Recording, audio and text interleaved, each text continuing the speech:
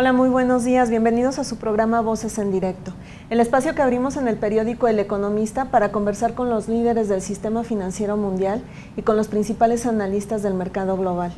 En esta ocasión vamos a conversar sobre un tema que ha sido muy recurrido en las últimas semanas y tiene que ver con la política monetaria, con las decisiones de política monetaria dirigidas desde la Reserva Federal de los Estados Unidos.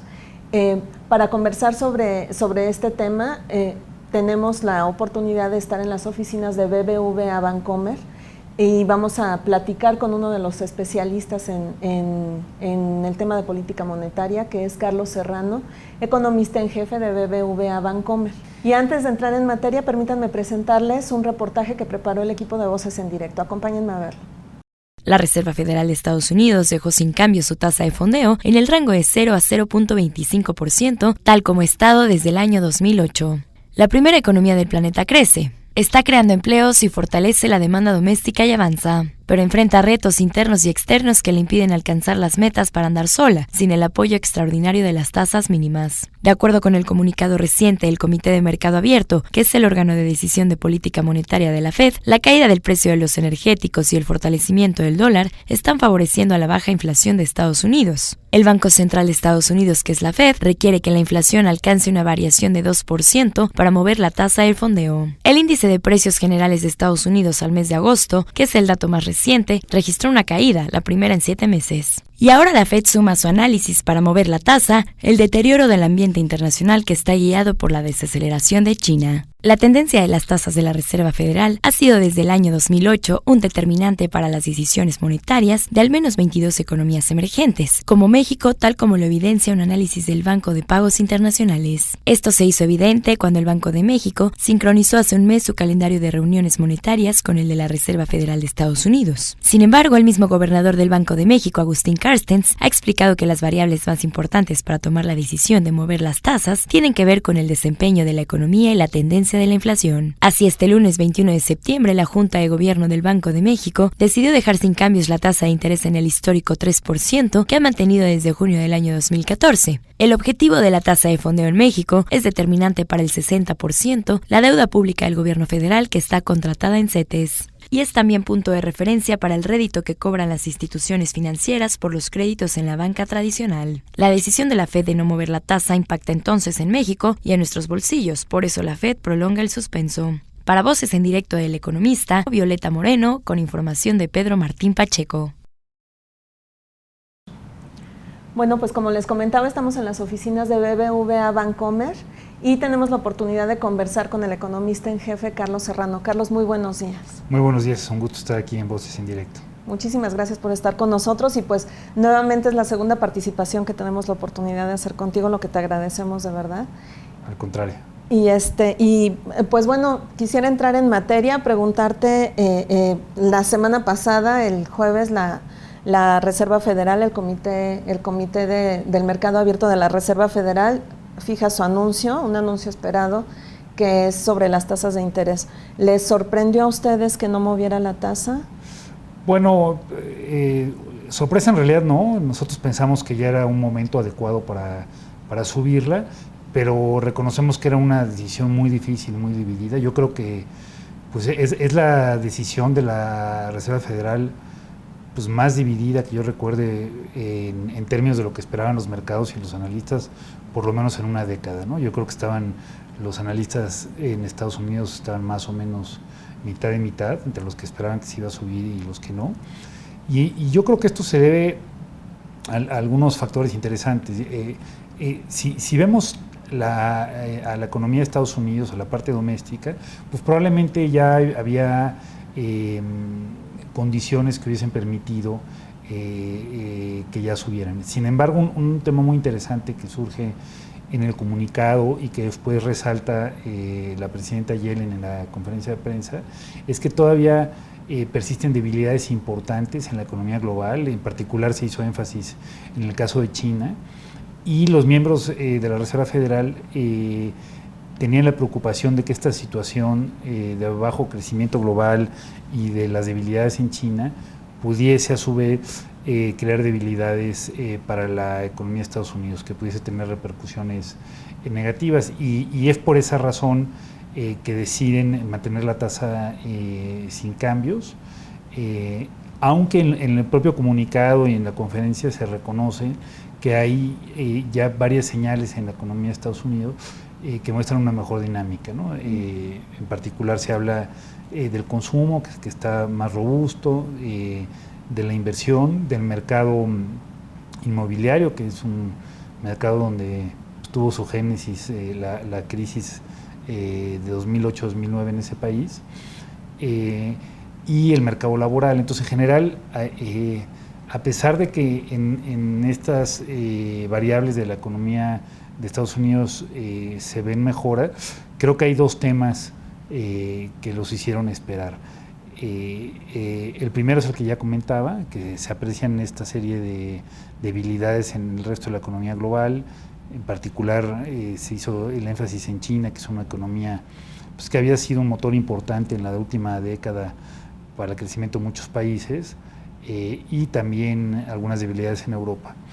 Y la segunda razón por la que decidieron esperar para iniciar este ciclo alcista en las tasas es que la inflación, que hay que recordar que aquí se han fijado un objetivo de 2%, pues todavía se encuentra en niveles bajos, en niveles más cercanos al 1 que al 2. En parte la inflación en Estados Unidos permanece baja, pues porque todavía persiste cierta holgura en esa economía, pero también porque la reducción en los precios internacionales del petróleo pues tuvo la consecuencia de que bajaran las gasolinas, y eso ha también tenido la inflación baja. Entonces, en ese sentido, también la Reserva Federal decide esperar hasta tener mayores señales de que la inflación está en una trayectoria de convergencia hacia el 2%. Yo en particular siento que digamos que ya están las condiciones para que la inflación empiece a retomar y a converger hacia ese nivel de 2%, pero creo que los miembros decidieron ser algo más cautos y a tener señales más fuertes de que esto vaya a ocurrir, ¿no? Fíjese, doctor, que nos han llegado varias preguntas de nuestros lectores y han sido muy insistentes en el tema de que las tasas en los niveles donde se encuentran en Estados Unidos, entre 0 y 0,25%, pues se entendían como una medida emergente por la situación de crisis, pero ya ante tantos años, 7 años que llevan así, dicen entonces la economía no está bien, la economía de Estados Unidos no está bien. ¿Qué es lo que está pasando? Pues sí, en efecto son tasas que obedecen a una situación extraordinaria. Hay que recordar que esta es la expansión monetaria probablemente más agresiva en Estados Unidos desde que se tenga memoria.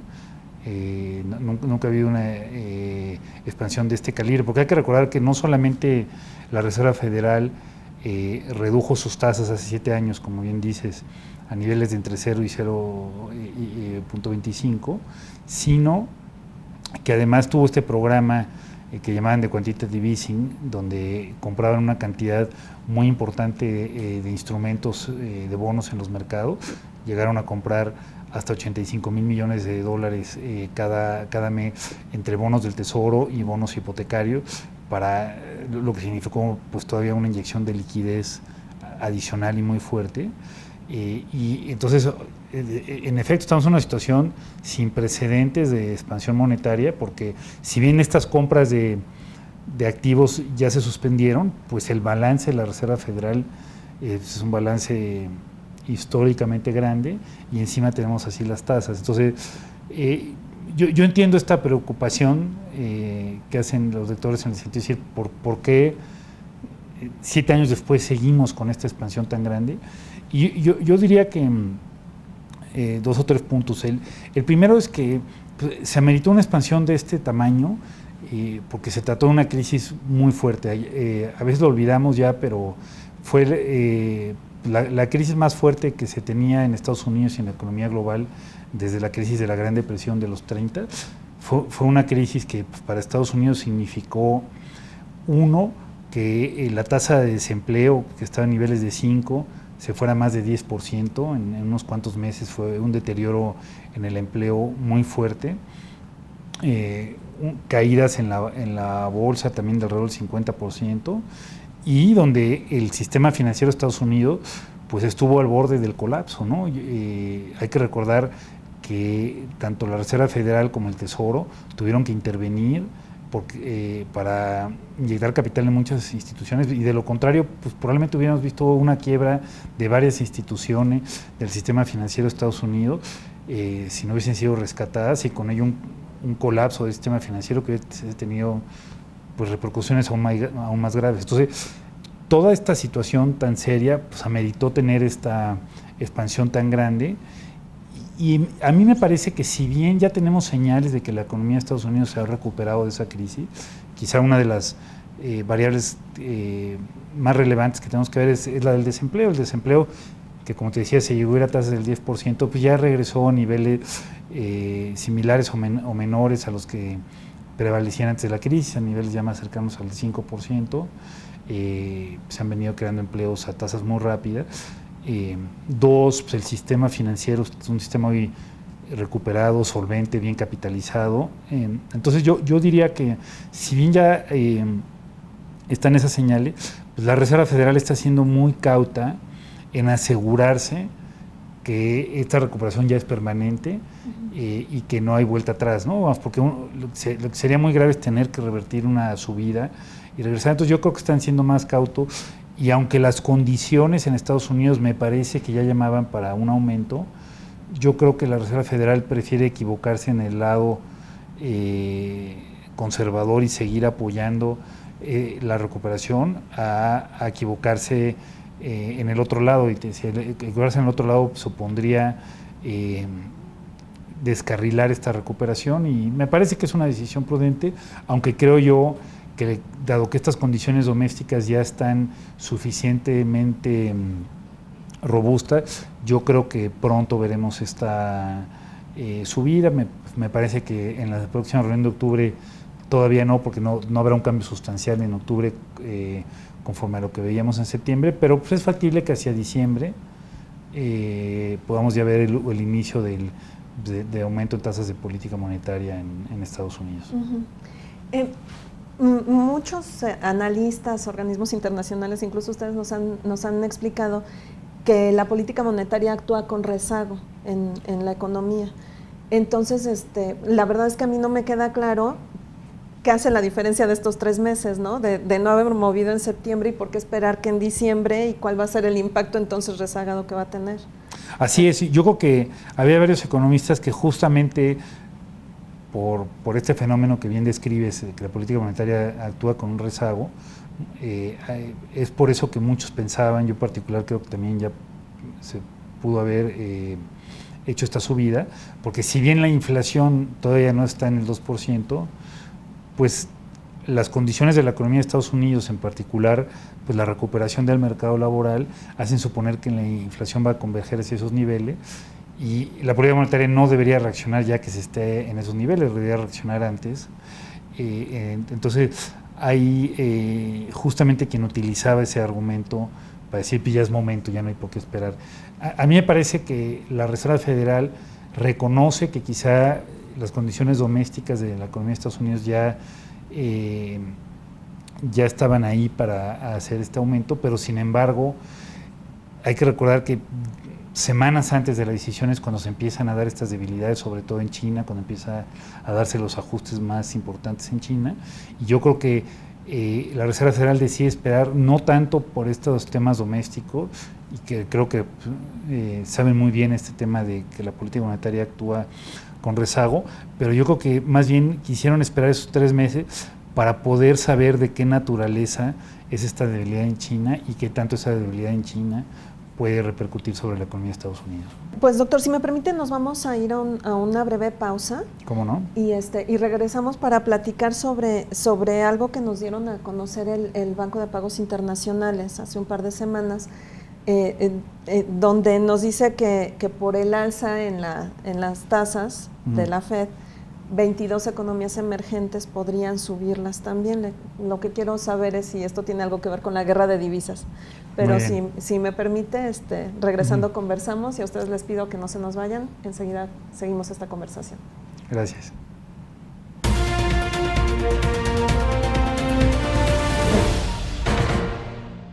El El Economista trae para ti las mejores revistas con contenidos diseñados para un estilo de vida sofisticado, el lujo y lo más prestigiado de la moda. Te presentamos Bistronomy, la revista para el foodie mexicano. Tiene la misión de llevar a nuestros lectores en un recorrido por los mejores lugares para degustar platillos de excepción.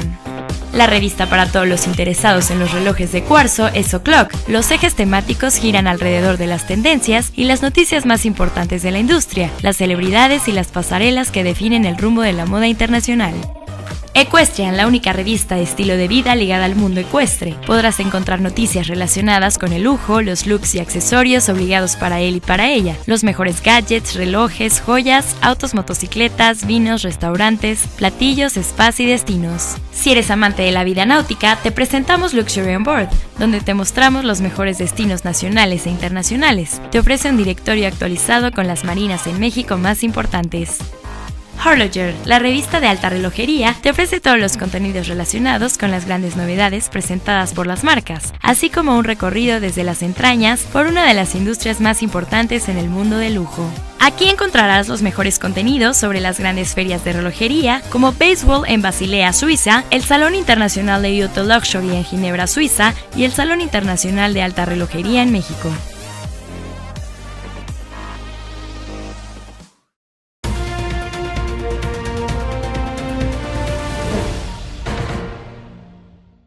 Pues regresamos a esta conversación con el economista en jefe de BBVA Bancomer, Carlos Serrano, y pues el tema, la guerra de divisas, preguntarle si efectivamente ya estamos en ese momento y si tiene algo que ver con el análisis que hizo el Banco de Pagos Internacionales, donde nos decía hace un par de semanas que las economías emergentes tendrían que mover en la misma tendencia que la Reserva Federal y otros bancos centrales de economías avanzadas. Correcto.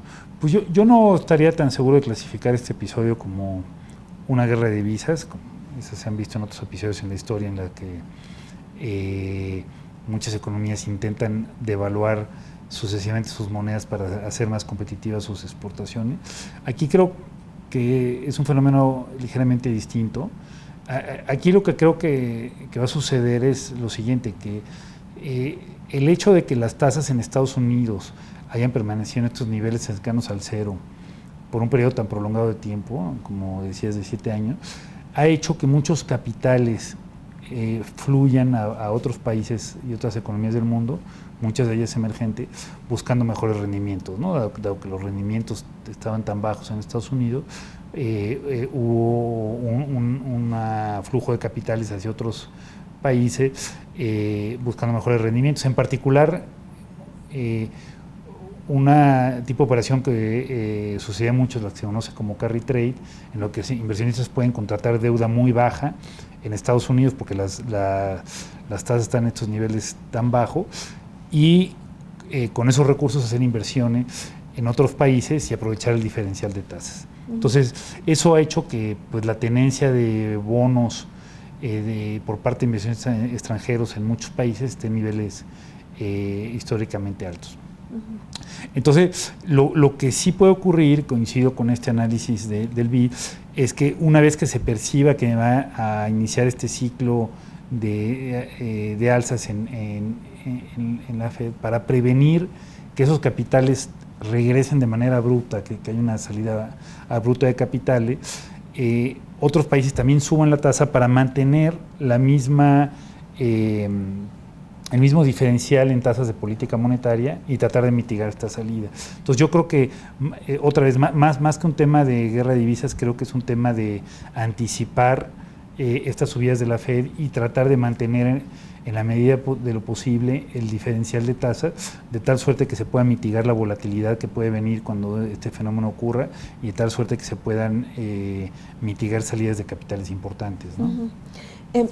Doctor, sin embargo, ya hubo salidas de capitales. En el Instituto Internacional de Finanzas acaba de dar un reporte donde nos decía fueron 35 días consecutivos de salidas de mercados emergentes a partir precisamente de la devaluación del yuan, a partir del 11 de agosto. De acuerdo con ellos, apenas la semana pasada, el jueves y el viernes, 18 de septiembre y 17 de septiembre, se empezaron a estabilizar la tendencia. Aquí mi pregunta sería, no han subido las tasas, no las subieron, ya empezaron las salidas de capital. Claro. ¿Qué va a pasar cuando sí las suban? Así es. Pues yo creo que lo que ocurre es que los inversionistas tratan de anticiparse, ¿no? Porque hay una ganancia de hacerlo antes de que ocurra, cuando probablemente salir en algunos países demasiado tarde significa tomar una pérdida en la evaluación de los títulos. Entonces yo creo que había muchos inversionistas que ya esperaban esta subida en la decisión de la semana pasada, y aunque no, pues hay inversionistas que están tratando ya de ir anticipando esta subida, y por eso actúan antes, ¿no? Entonces, yo creo que eso nos habla que en efecto cuando llegue el momento en que la Reserva Federal aumente sus tasas, pues varios países emergentes van a tener un reto, porque aún y cuando sus bancos centrales puedan tener alguna subida de reacción, pues sí, yo creo que en aquellos países emergentes que tengan fundamentales más débiles, veremos salidas, ¿no? Ahí sería bueno resaltar que en el caso de México, pues no hemos visto esta salida. Hasta la semana anterior que tenemos información, nosotros no hemos visto datos de salida. Hemos visto algo de recomposición, los inversionistas están cerrando posiciones en CETES, pero están tomando más posiciones en bonos de mayor largo plazo, en particular están yendo a la parte media y larga de la curva. Entonces hasta el momento, pues en el caso de México no solo no ha habido salidas, sino que continúa habiendo entrada, quizá a un menor ritmo de lo que habíamos visto el año pasado y al principio de este año, pero continúan habiendo entrada. Como dice, a diferencia de otros países donde ya vemos salidas importantes, y creo que eso obedece a que en términos relativos los fundamentales de la economía mexicana se ven mejor al del resto de países emergentes grandes, ¿no? Se ve mejor en el sentido de tener mejores números fiscales, con niveles de deuda pues más bajos de los que prevalecen en otros países emergentes grandes. No solamente son niveles más bajos, sino con una composición adecuada, con la mayoría de la deuda estando denominada en pesos y además a plazos relativamente largos. Un déficit de cuenta corriente manejables a niveles de alrededor del 2%, que son menores otra vez a los que se ven en muchos de los países emergentes grandes. Entonces en ese sentido se ven pues pocas vulnerabilidades externas. Además es un déficit de cuenta corriente que más que se financia con inversión extranjera directa. Además de esto, pues el Banco de México tiene un nivel importante de reservas de alrededor de 190,000 millones de dólares, y encima de este nivel de reservas hay que recordar que está la línea contingente que da el Fondo Monetario a países que tengan buenos fundamentales por otros 70. Entonces México me parece que en términos de vulnerabilidad externa son bajas, y además tiene un sistema financiero, en particular bancario, bastante sólido, que se encuentra solvente y bien capitalizado. Entonces, en general, el hecho de que los fundamentales estén mejor han hecho que haya cierta diferenciación y no haya habido salida de México. Y creo que otro fenómeno que ha ayudado a que México tenga una diferenciación es justamente que México tiene una relación comercial con Estados Unidos muy estrecha. Digamos, la correlación que existe entre los sectores manufactureros de México y Estados Unidos es muy alta, y al mismo tiempo México es una economía que depende poco del crecimiento chino. Entonces, también ha habido salidas de otros países, porque la desaceleración en China significa que muchos países, sobre todo países en el este de Asia y países en Latinoamérica, que en los últimos años habían estado creciendo mucho porque exportaban commodities a China, son países que ahora digamos, sus perspectivas de crecimiento pues se han visto sustancialmente deterioradas, porque los precios de los commodities han disminuido. China, que es parte del mismo fenómeno, crece menos y va a demandar menos. Entonces, esos países tienen unas perspectivas de crecimiento menores, mientras que México realmente prácticamente no tiene exportaciones a China, son alrededor del 3% de las exportaciones las que van a China. El grueso de la relación comercial de México es con Estados Unidos, y en ese sentido, pues como ya hablábamos, las perspectivas para la economía de Estados Unidos son mejores, y eso también ayuda a que los inversionistas diferencien México de otros países que dependían más del motor chino, y por eso me parece que no hemos visto estas salidas que se han visto en otros países, en el caso de México, ¿no? Ya que está usted platicando de México, quisiera preguntarle cómo ve también la posición monetaria que está asumiendo el Banco Central. Se esperaba una subida de tasas por parte del Banco de México una vez que la Reserva Federal hiciera lo propio. Incluso ellos movieron su calendario de anuncios monetarios para tratar de hacerlo lo más apegado a lo que es la Reserva Federal. Quisiera preguntarle si esto coincide o si esto prueba más bien la hipótesis del Banco de Pagos Internacionales de que las economías emergentes tienen que moverse en tendencia con la Reserva Federal, y después, pues, ¿cómo ve el movimiento de la tasa? Pues sí, en el caso de México, que vimos que se dio una pausa en la política del Banco de México, me parece que era lo esperado. Como bien apunta, el Banco de México, por un lado, movió su calendario de decisiones de política monetaria y lo empalmó con la Reserva Federal. Si vemos, pues ahora todas las reuniones que están en el horizonte, pues conocerán los resultados 2 o 3 días después de la FED. Entonces, claramente, el Banco de México se posicionó para reaccionar a lo que pudiera hacer la FED. Y no solo eso, sino que pues, en la gran mayoría de los comunicados, el Banco de México ha dicho que uno de los determinantes de la política monetaria será la postura relativa de política monetaria con la FED. Entonces, no era una sorpresa que la FED es quien puede determinar los movimientos de política monetaria en México, y eso es lo que hasta el momento ha sucedido. Yo creo que el Banco de México acertadamente piensa mantener la política monetaria relativa, lo cual significa subir cuando suba la FED, para poder así mitigar la posible volatilidad que pudiera venir a nivel global cuando la FED suba. Y en ese sentido, dado que la Reserva Federal decidió mantener la pausa y no iniciar el ciclo de subida, lo mismo ha hecho el Banco de México, que además me parece que es razonable, porque la subida se explicaría sobre todo por el movimiento en la FED. Las condiciones domésticas en la economía mexicana pues no llamarían a una subida, ¿no? Las condiciones domésticas son de actividad todavía relativamente débil, la economía está creciendo menos que el potencial, ¿no? La economía pues debe crecer algo menos del 2,5% este año, mientras que nosotros pensamos aquí que el potencial de crecimiento está en 2,8%, entonces hay holgura en la economía dado que se crece por debajo del potencial. Y dos, de manera fundamental, pues la inflación está en niveles de mínimos históricos, está por debajo del 2,5%. Pensamos nosotros que va a permanecer así el resto del año.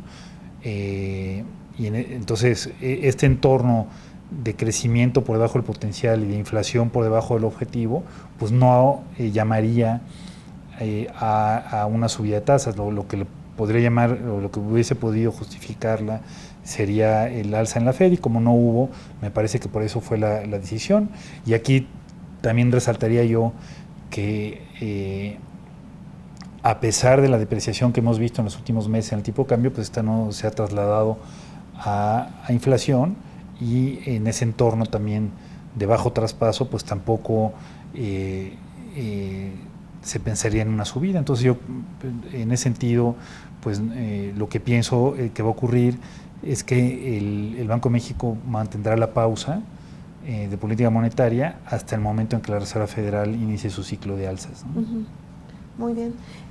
Doctor Serrano, quisiera yo rescatar también un par de ideas que ahorita nos decía y me saltó la duda. Usted dice, nuestra estimación es que el potencial de la economía es de 2,8%, el potencial de crecimiento. Así es.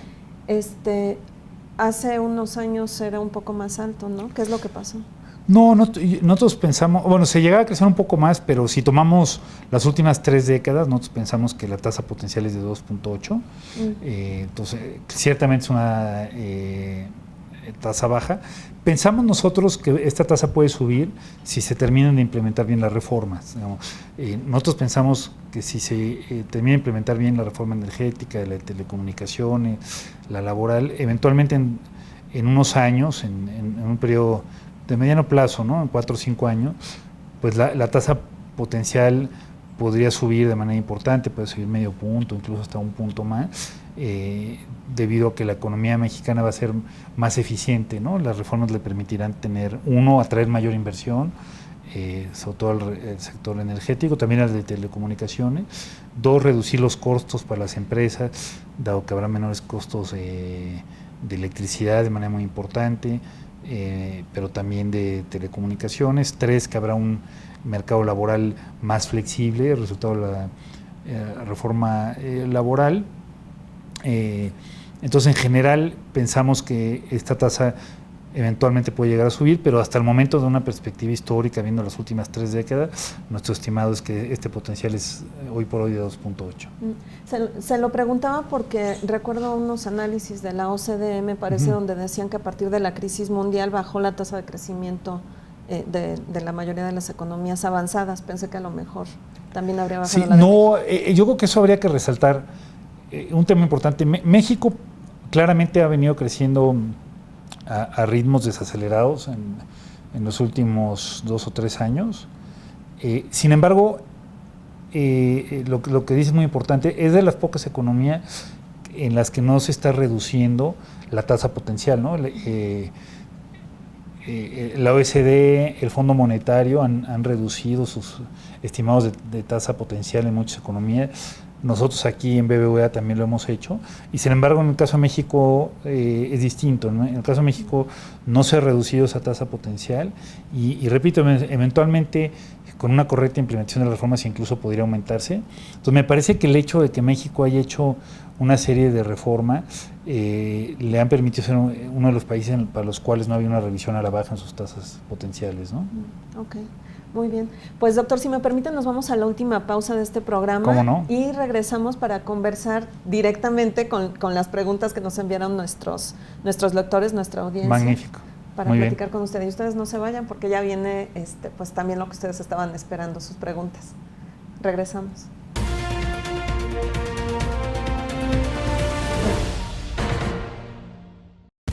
Mantente informado al momento a través de nuestras redes sociales.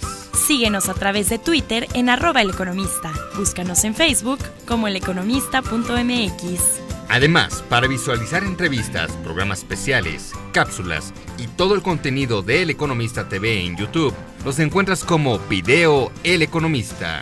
Interactúa con nosotros, participa, comenta y forma parte de la comunidad de economía y negocios más grande del país. El Economista. Información inteligente.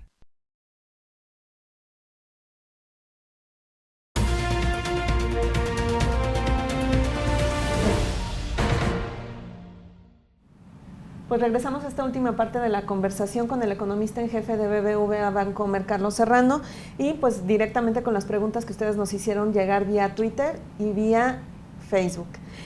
Doctor Serrano, nos pregunta @reserva_Dani, ¿por qué no se han reflejado los 7 años de tasas bajas en los créditos en México? Bueno, los 7 años han sido en Estados Unidos. En México había una política expansionista, pero no tan agresiva, ¿no? Llevamos menos tiempo y a tasas más altas que en Estados Unidos. Pero yo diría que sí se han reflejado. Basta ver, yo diría 2 ejemplos, ¿no? Las tasas hipotecarias, pues hoy nunca ha habido un mejor momento para sacar una hipoteca en México como hoy, ¿no? Hoy hay tasas, muchas instituciones ofrecen tasas hipotecarias debajo del 10% de tasa fija, hay tasas del 8%. A 20 años. Eso era impensable hace algún tiempo, no se diga, digamos, hace 10 o 20 años, pues no había estos plazos y las tasas eran más altas. Hay que recordar que uno de los problemas que se dio en la crisis de 94 en México era que las tasas eran variables. Entonces hoy tenemos tasas bajas, fijas, a plazos largos.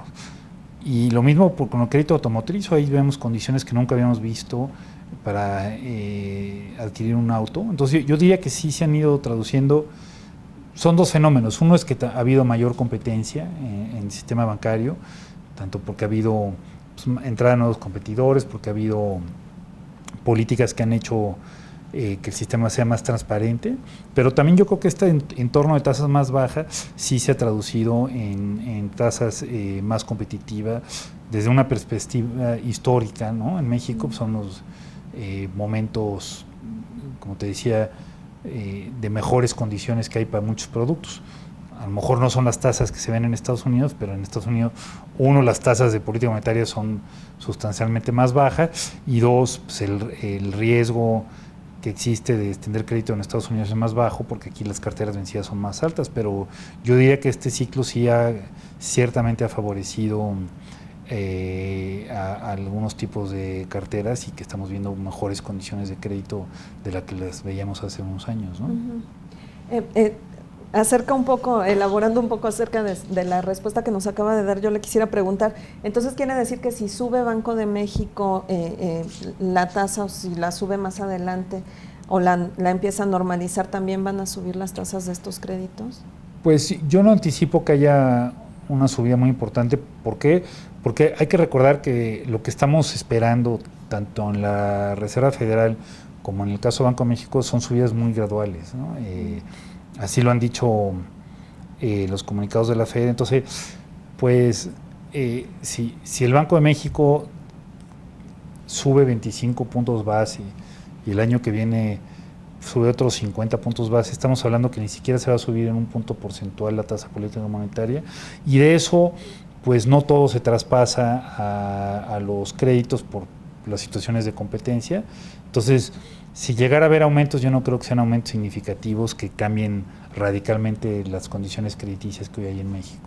Ok, muy bien, pues regreso a las preguntas entonces. Muy bien. Por Facebook nos pregunta Cristina Torres, ¿de qué sirve una tasa de 3% si los créditos de nómina cobran hasta 50%? Bueno, hay distintos créditos de nómina. Yo le recomendaría que buscara más opciones. Los créditos de nómina bancarios son más baratos. En efecto, hay créditos de hasta el 50% que dan algunas instituciones no bancarias. Yo creo que eso se debe a que ahí hay situaciones de menor competencia, pero yo creo que un tema muy importante que hoy tenemos es que hay regulaciones que han impulsado el gobierno y el Banco de México, que permiten movilidad a quienes tengan créditos de nómina. Entonces, hoy hay muchos mejores condiciones para estos créditos, y como decía en la pregunta anterior, pues hay muchos otros créditos que aún tienen condiciones mejores, como los hipotecarios, donde vemos tasas de hasta el 8. Entonces creo que esta tasa más baja pues ha servido para ayudar al país a transitar por este periodo de bajas tasas globales, por este periodo de lento crecimiento en México, y hay incluso los créditos, por ejemplo, empresas, muchos créditos a empresas se denominan en TIE. La TIE está a niveles muy bajos debido a que la tasa política monetaria está a niveles muy bajos. Entonces, hoy las empresas se pueden financiar en condiciones muy buenas desde una perspectiva histórica en México, y eso hace también pues que haya un beneficio a las empresas y por lo tanto a las personas. Entonces yo creo que sí ha tenido beneficios tangibles esta política que se ha seguido de expansión monetaria, y creo que ha ayudado a que la desaceleración en la economía no hubiese sido probablemente mayor sin estas medidas que tomó el Banco de México. Uh-huh. Qué bueno que nos lo pone un poco en perspectiva, porque de pronto nos han explicado que en México el impacto de la política monetaria, sobre todo de las tasas, no es tan directo como el que se siente en los Estados Unidos. No, eso es cierto. En Estados Unidos es mucho más directo, pero eso no quiere decir que en México no exista ese canal, ¿no? En México el canal crediticio funciona, no de una forma tan potente como sucede en Estados Unidos, pero creo que cada vez funciona más debido a las situaciones de competencia. Entonces, pues hay algunos tipos de créditos que reaccionan más que otros. Por ejemplo, los créditos, por ejemplo, a la construcción, pues esos se impactan casi directamente con las tasas más bajas. Son créditos que se denominan en TIE. Como decía, los créditos hipotecarios pues reaccionan más lento, pero también reaccionan. Entonces yo creo que uno, yo diría que sí existe ese canal, y dos, creo que con el tiempo y conforme se consolide este entorno de mayor competencia en el sistema bancario, y sobre todo en la medida en que se pueden ir teniendo carteras crediticias más sanas, el canal se irá siendo más potente con el tiempo, pero es un canal hoy relevante. Uh-huh. Ok, pues doctor, no me quiero ir de aquí sin hacerle dos preguntas, que estas son absolutamente mías. Muy bien. Preguntarle primero, ¿cuál es el nivel al que tendrían que llegar o al que esperarían ustedes que lleguen las tasas en Estados Unidos y en México? El nivel de normalización, supongo. ¿Y cuánto tiempo les tomará, llegar a eso? Sí, pues yo creo que en Estados Unidos podríamos prever tasas a niveles del 3,5%, 4%, pero va a ser un periodo muy largo de tiempo, ¿no? Nosotros estimamos que en Estados Unidos, el fin de este año, la tasa aumentará. Hoy la tasa efectiva está a niveles de 0,1, entonces este año terminará en 0,3 o 0,4 con una primera subida. El año 2016 pensamos que terminará a niveles de 0,75.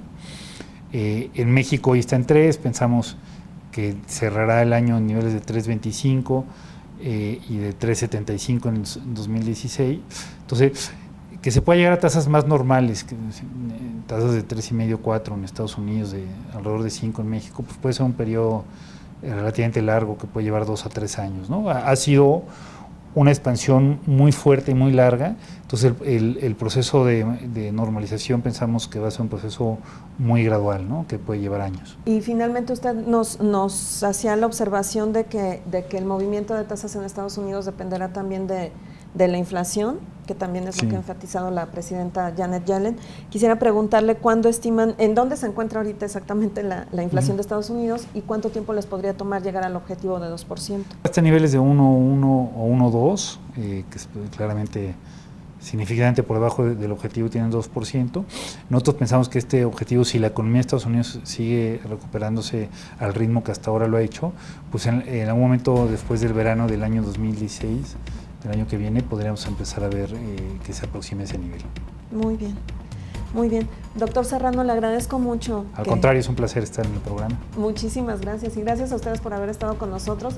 Recuerden que pueden ver nuestras emisiones anteriores en la página del periódico www.eleconomista.com.mx/voces-medio directo. Mi nombre es Yolanda Morales y nos vemos en la próxima emisión. Hasta pronto.